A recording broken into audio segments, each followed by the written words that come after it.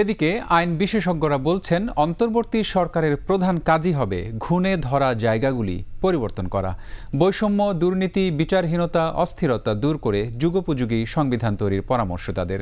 শাকেরা আরজুর আরেকটি রিপোর্ট। নোবেলজয়ী অর্থনীতিবিদ অধ্যাপক ডক্টর মোহাম্মদ ইউনূসের নেতৃত্বে গঠন করা হয় অন্তর্বর্তী সরকার।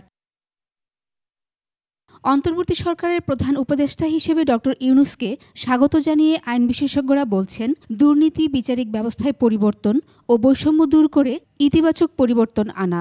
ঘুণ ধরেছে যেটা প্রতিটি স্তরে, ব্যাংকে দেখেন, তারপরে আমাদের বিচার ব্যবস্থায় দেখেন, স্কুল দেখেন, গ্রাস হেজ হয় যে আপনি এখান থেকে কিছুতেই বেরোতে পারেন না। আমরা কিন্তু ওইভাবেই বেরোতে চাইলেও বেরোতে পাইনি, কিন্তু এখন করতে হবে, এখন পুরো ঘাস কেটে ফেলতে হবে। একটি পূর্ণাঙ্গ যুগোপযোগী সংবিধান তৈরির পরামর্শ দেন আইনজ্ঞরা। এই সরকার যেটা করতে পারে যে পুরোপুরিভাবে ঢেলে একটা সময়োপযোগী যুগোপযোগী কনস্টিটিউশন তৈরি করতে পারে, এবং তখন যে ইলেকশনটা হবে সেটা কোনো পার্লামেন্ট ইলেকশন হবে না, সেটা হবে হচ্ছে গণপরিষদের, কনস্টিটিউয়েন্ট অ্যাসেম্বলির একটা ইলেকশন করে একটা প্রপার নতুন যেটা সংবিধান, যেটাতে অ্যাকচুয়ালি আমাদের সবার ইচ্ছাটা রিফ্লেক্ট হবে, সেরকম একটা কিছু ওনারা তৈরি করার সুযোগ নিতে পারেন।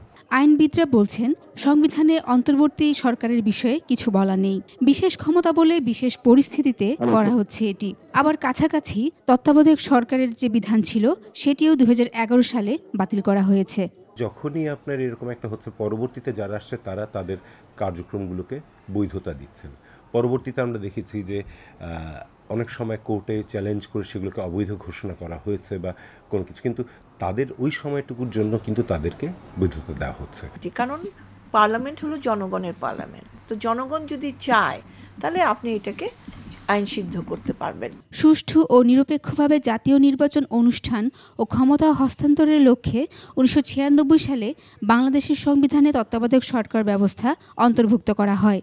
পরবর্তীতে এই পদ্ধতি অনুসরণ করেই 3টি নির্বাচন অনুষ্ঠিত হয়। 2011 সালে এই ব্যবস্থা বাতিল করে সংবিধান সংশোধন করে তৎকালীন আওয়ামী লীগ সরকার। ডেমোক্রেটিক্যালি ইলেক্টেড হয়ে একটা অটোক্রেটিক গভর্নমেন্ট প্রত্যেকেই হয়ে গিয়েছিল, বাট অ্যাটলিস্ট সবাই ওই পার্টটুকু এনজয় করেছিল যে আমরা ভোটটা দিতে পেরেছিলাম। ফখরুদ্দিন সাহেব এবং এই কী বলে আমাদের নঈনী আহমেদের যে সরকারটা এসেছিল, ওটার সময় প্রথম দিকে কিন্তু দুর্নীতির পরিমাণ থেকে শুরু করে সব কিছু কমে এসেছিলো, কিন্তু পরবর্তীতে দেখা যায় যে আবারও যেই লাউ সেই কদু টাইপের একটা অবস্থা হয়ে গেছে। তারা নির্বাচন ছাড়া আর কিছু করার নাই। তারপরেও মানে আগে যে কেয়ারটেকার ছিল সে দেখলো অনেক কিছু করতে হবে, সেটার বাহিরে গেছে, কিন্তু ফর দ্যাট রিজন ওরা ক্রিটিসাইজ হচ্ছে এবং ওরা করতে পারেনি, শেষে ওরা নিজেদেরকেই সারেন্ডার করেছে। 1975 সালের 15ই আগস্টের পর গৃহীত সামরিক শাসনের সব কর্মকাণ্ডকে 1979 সালে সংবিধানের 5ম সংশোধনীর মাধ্যমে বৈধতা দেওয়া হয়েছিল। শাকেরা আরজু, 21 টেলিভিশন, ঢাকা।